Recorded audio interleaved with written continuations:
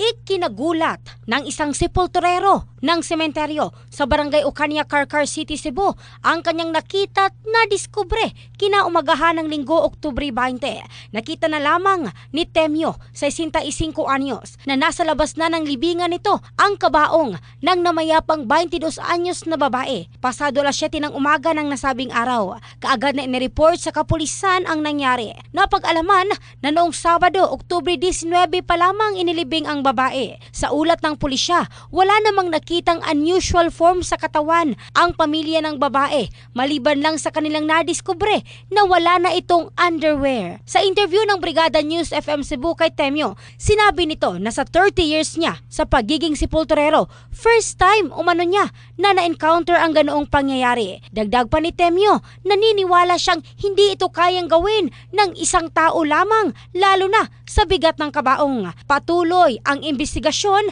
ng Carcar City Police Station. In the heart of changing lives, ito si Michelle Craste ng Brigada News Philippines, the Music and News Authority.